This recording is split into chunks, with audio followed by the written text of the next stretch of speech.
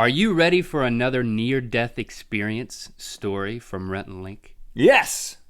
Let's talk about that.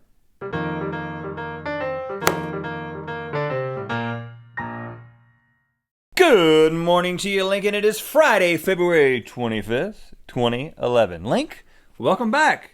You're alive. Yes, thank you. You're not going to vomit on me. If you vomit, vomit in this pocket. Or that pocket. Or both. Right at the same time. What are you talking about vomit for? Because that's why you were out yesterday, or at least that's the cover story. Your whole family was throwing up all over each other. Yeah. I had to call the hazmat people out. I just told you that so I could lay out of work for a day. Oh, okay. That wasn't nice. I hurt my neck while you were gone, working alone. I'll have to do Batman neck and turn at you like this. Do you have a grappling hook or some sort of utility belt? I do have a that'll belt. even it out. I just have a leather belt, just like a normal belt. That doesn't overcome the way that you're turning. But you're back.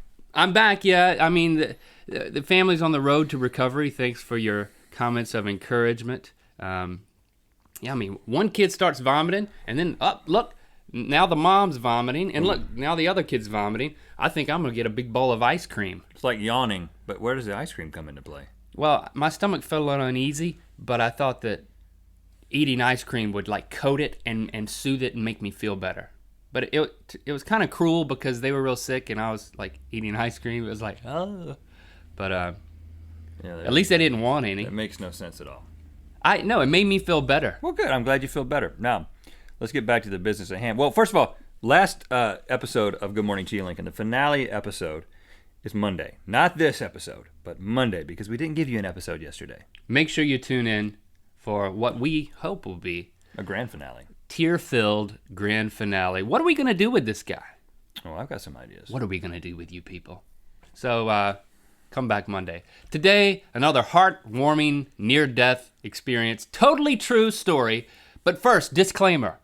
Everything we say that we did in this story is true, but you should not do it, okay? Do as we say, not as we do. And what we're saying is don't do what we did. People could have gotten killed easily. Some people almost did. That's not kidding. We're not kidding about that.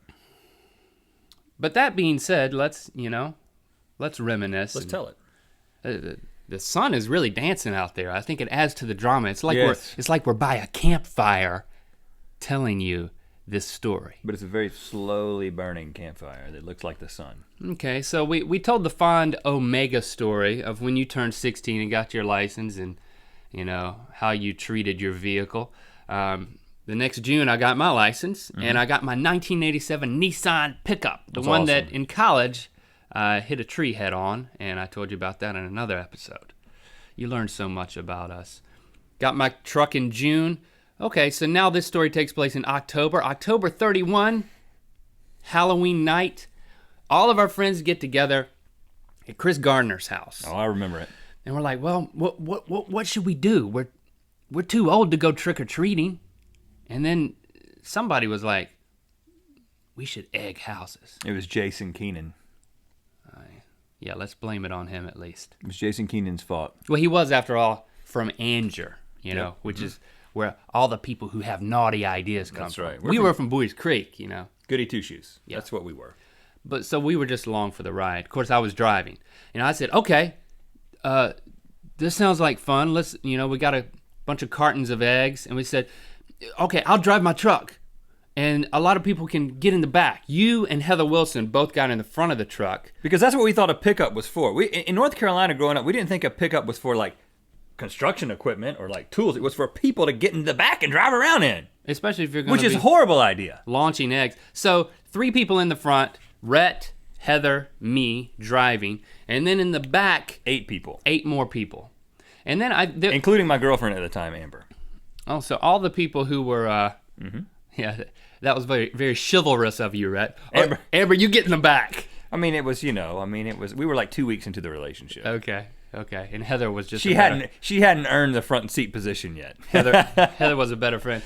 And I seem to remember there was a whole group of other people who got in Michael Juby's car, but Michael Juby, he was a smart cat. I think they just ended up like going to the movies. Mm-hmm. Yeah. If only I'd gotten in his car. They stayed out of trouble. Okay, so we get the cartons of eggs, 8 people in the back, 3 in the front. We drive to some Neil's neighborhood? Creek Farms, where all the rich folks in Angelo. That's right. Because we were like, if you're going to egg somebody, don't egg the poor people. Egg the rich folks. It's like Robin Hood, you know? Except plus eggs. If he was an egger. And like a malicious spirit. Yes. Yeah. Okay. So we're driving through the neighborhood, and I douse the lights, and then that's what you say, like back in the 50s, they didn't say turn the lights off, they just said douse the lights. That's 2011. And then I'd stop, people would hop out of the truck and go egg the house, and then get back in the truck, and then zoom, we'd go down a little bit further to where that house couldn't see us anymore. Because you had to get out of there in a hurry. I mean, you do the egging, and then you get back in the car, and you move on, because they're going to come outside, and they're going to be like, what? Hold on, is a bird having a bad day? It's a whole flock of birds having a bad day. Or was I just egged? So, this is the pattern. Throw the eggs, get back in the truck, zoom, do it again. So we're nearing the end of the neighborhood. But we don't really know it because we're not familiar with the neighborhood. Yeah, so then it's like, okay, we hit the last house, they get back in the car. I never left the truck, so. And did I mention it's rainy and dark? Yeah, it's nighttime. And it had rained. So they get back in this last time, and zoom, okay, we're going, and all of a sudden, I'm like, did I just run through a stop sign? And I'm in the passenger seat, so I actually had the best view of the stop sign. And I remember that as we were exiting out of the neighborhood, it was very dark, and it was one of those neighborhoods where there's no lines on the road. It's just this. It was dark, and it had been raining, and it was just a black road. You couldn't see anything. Everything kind of blended together. But then there was this huge, bright, octagonal, red stop sign. I didn't see it. And I was like, that is not good. So I realized it, and I immediately slammed on brakes, and I turned the wheel, because I knew I needed to turn right, but then it didn't turn at all. The brakes locked up. The truck didn't turn at all. Thank goodness the truck didn't turn at all, because then we would have rolled, Whew, I'm glad that didn't happen. So we're going straight. And I know I know the road well enough to know that the road doesn't continue to go straight. It's a T. So I had to have turned right, but I'm going straight, sliding through the intersection. No cars are coming, thank goodness. Then I realized, okay, this is going to be okay. It's a field. So, we're going into the field. It looks nice and cushiony. Yeah, I remember thinking the same thing. I was like, oh, everything's going to be okay. We're going to go right into this cornfield that had been plowed up. It was that time of year, so it was just a dirt field. I was like, we're going to roll nicely into this nice little field. Everybody's going to be okay. What we didn't see was the huge ditch in between the end of the road and the beginning of the field. This thing was at least 8 feet deep. But I felt it. Bam! It was like the whole front of the truck just went boom, down into it. Boom!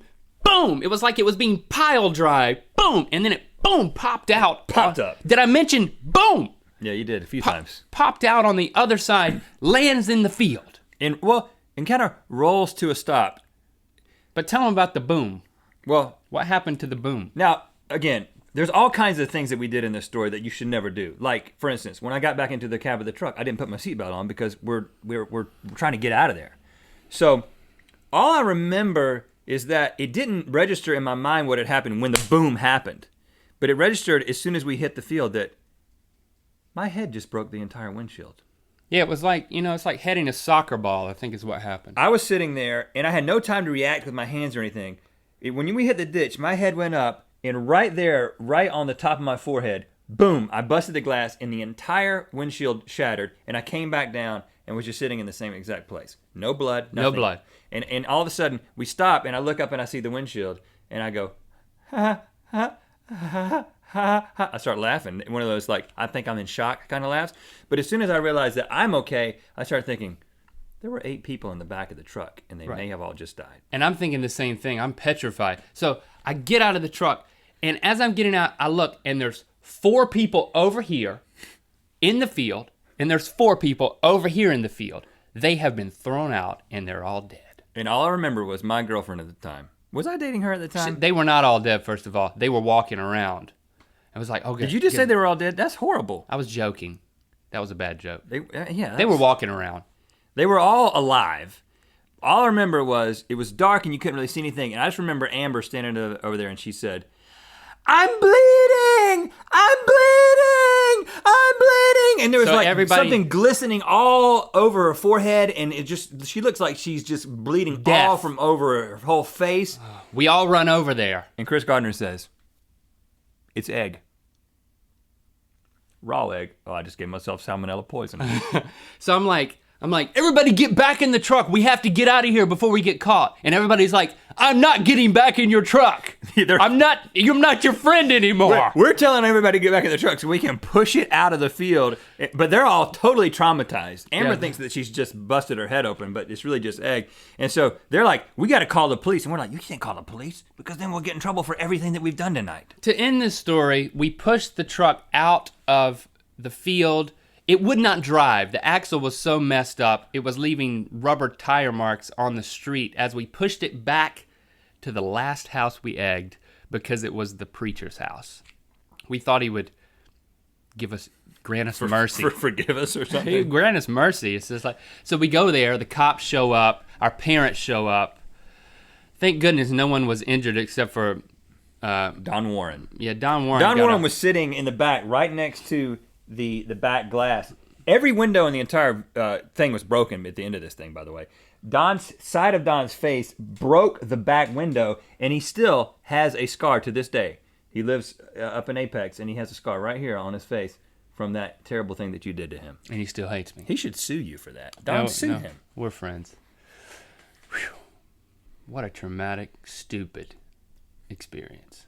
We were lucky that we got out unscathed and that Don just got a little scar. Don't do that kind of thing. It's not even worth the story that you'll be able to tell later in life. Let's check in with Chia Lincoln. Yep. Mm-hmm. All right. We'll send him off some glorious way on Monday. See you then.